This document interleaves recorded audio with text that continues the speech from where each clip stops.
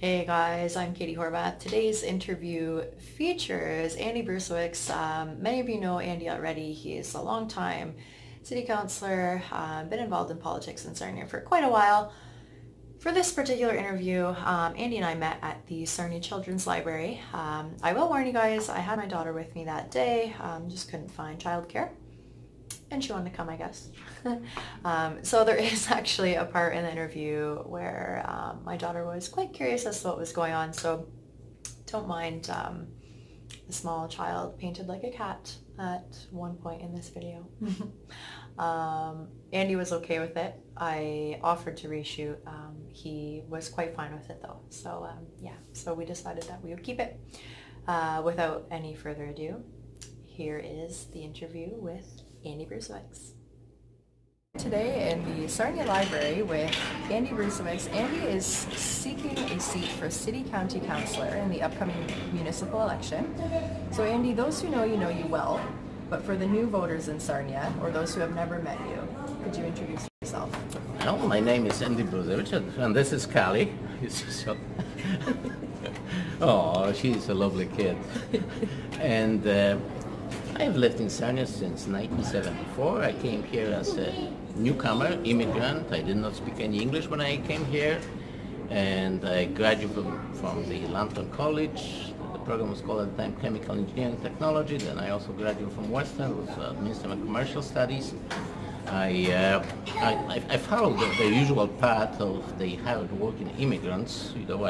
When I was going to school full-time at Lambton College, I worked 63 hours a week. So this is more than full-time, and it worked. Since then I have some sleeping problems, but not probably caused by it. But I've done almost everything.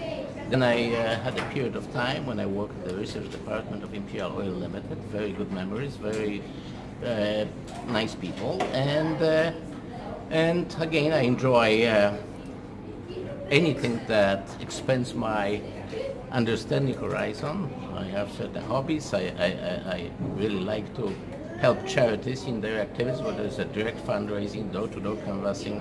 That's how I got to know a lot of people. Some of them are personally oriented, like the big bike ride for stroke, which I do in memory of both my parents who died with a heart attack. And I think I'm really involved in the community. And again, I cannot tell you everything because I've done all kinds of jobs. I've been involved in the community, and if anybody wants to really get to know every detail of that, I will gladly accommodate that desire. Okay. So you've been involved in politics for quite some time in Sarnia Lambton. Could you just outline what that looked like? Oh, I've been involved in local politics for quite a while, starting on the Sarnia Hydroelectric Commission. I was there since 86 till 91. I'm proud of what I achieved there. I think the utility was in a better shape when I left than what I found when I got there. Then, of course, I got involved in the local politics. I'm a veteran council member on City Sarnia, but I'm also a rookie councillor in County of Lambton, which basically I'm completing my first term. I'm also involved with the political arena on regional level. I've been serving on the St. Clair Region Conservation Authority for quite a few years. I'm the current vice chairman of it. I'm a past chair of the Lambton Area Water Supply System, and I'm also involved in the provincial level. I am probably the only politician in Lambton County who is serving on 2 provincial boards. One of them is Ontario Municipal Water Association, and the other one is the Ontario Good Roads Association. Excellent. And so for this upcoming term, why did you decide to go for a city county seat? Again, I've been there for one term. I think I accomplished certain objectives and goals, but that was a learning term, and I think I still have enough to contribute to make the county better. I think there's a lot of, especially on the economic front, approaches that I can help with to have the area of Sarnia Lambton fully benefit from the potential that we have. So I'm looking forward to it. It's been exciting, and I think we can do better. All right, fair enough. And after the break, we'll be back with Andy. I hate when I do.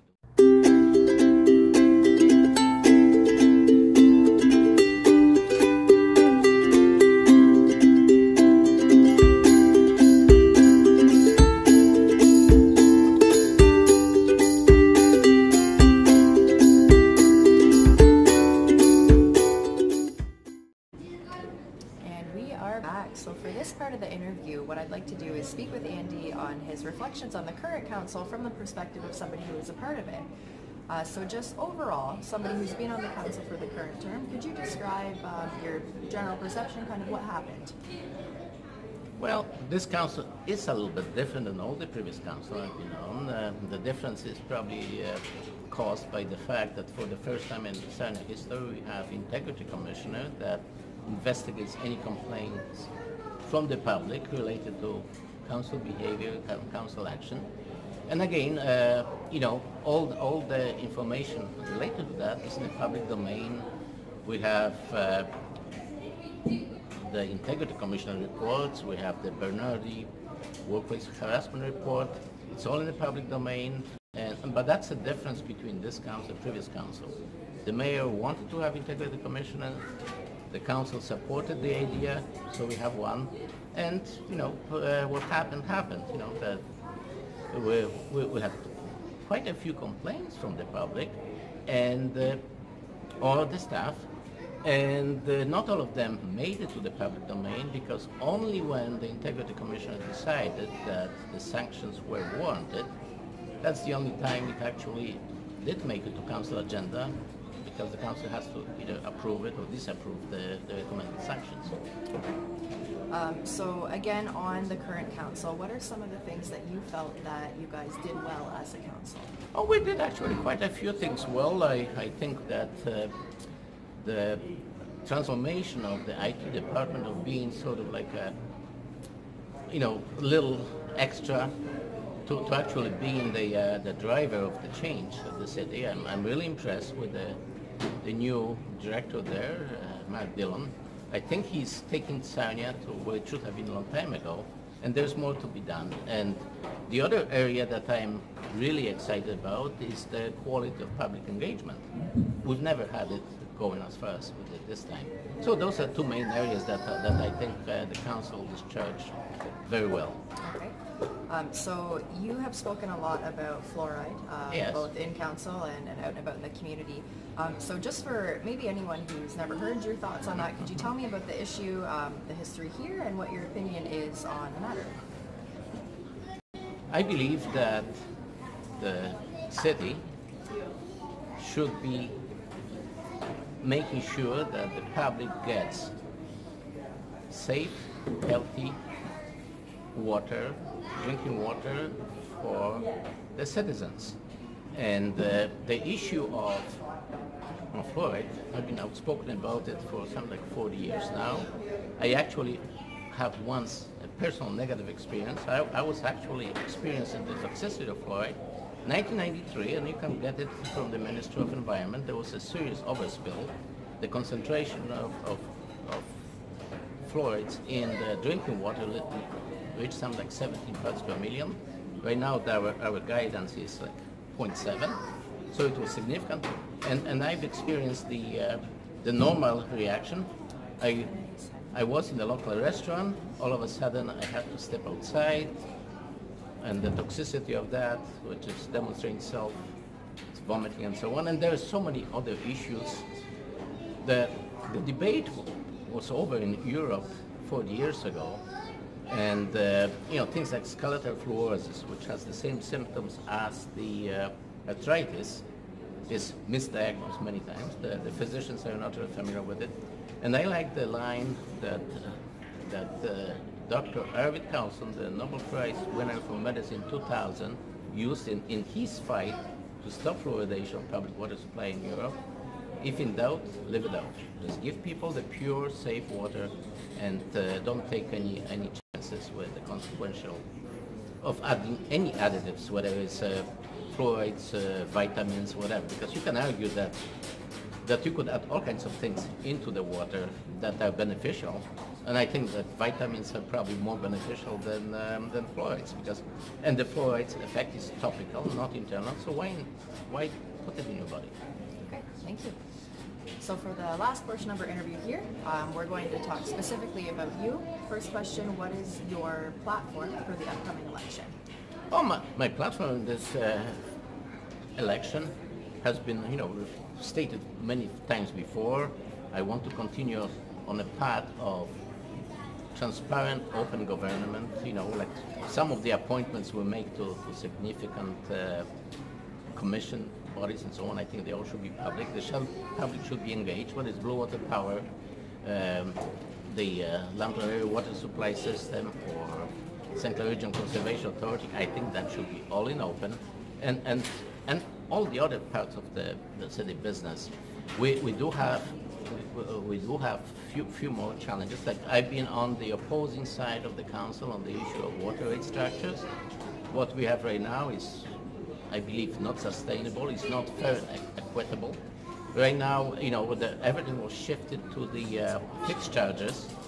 We don't even recover the cost of the water that the city is buying from the primary distributor, which is lost. And I think that's simply wrong. So that has to be corrected. I've been trying to. Right now, it appears that the last council, or this council, they seem to believe that that issue can be dealt in 2019, and I hope it's dealt in 2019. I have my own report to council on the issue, summarizing all the main points available publicly, or I can give people that particular report. And I think that general good government is something that I'm really interested in. Hardcore services have always been on my agenda and will continue to. This is what our basic mandate is, and I continue on that path. Okay. Do you want to ask Andy a question? Are you sure? You can ask him a question. Don't want to? Hey, you want a candy? Those are my favorite candies, and I get them at the Hungry for Hungary store, which is right on Christina Street. I love that store. The best cabbage rolls in the world. Well, speaking of streets, people call you a man of the streets. Why is that? Because I've walked every one of our 700 streets in town, but this is one of my most enjoyable parts. I cannot sleep very well, so you can see me at any time of day. Well, anytime I have a little spare time, I go for a walk.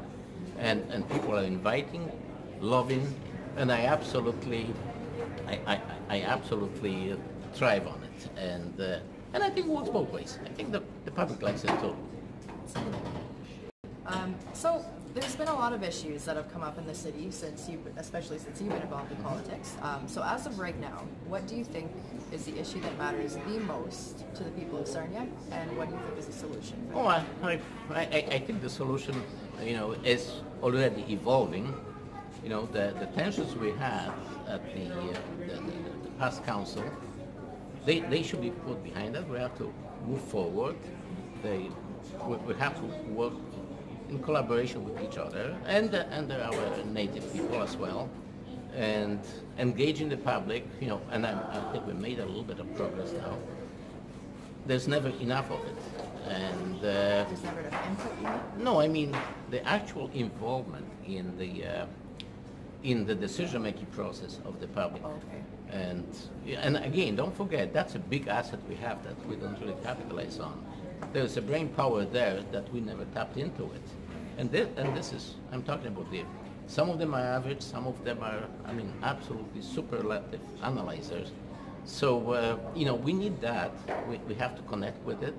And the only outcome of that is going to be good for the city and the progress on the economic front. Like I've never been more positive about the future of Sarnia, but now I see the young people, the Sarnia tech community. Those are the people who are actually lift us up to where we used to be 40 years ago when we had some of the highest per capita incomes. And I'm really excited to see this young generation.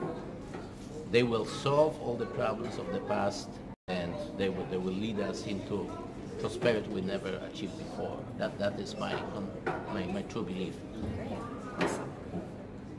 So you've kind of touched on this a little bit, the future of Sarnia's business. Now we do have an aging demographic.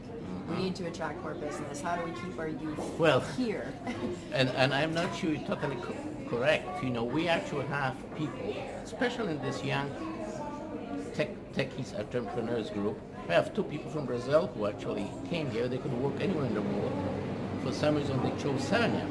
And you know, when I've met some of this world community, and we are a perfect place. So let me rephrase. How can we continue that type of thing from happening here? Oh, there's different things. We have to look at the role of the council, which is the basic infrastructure environment that we create.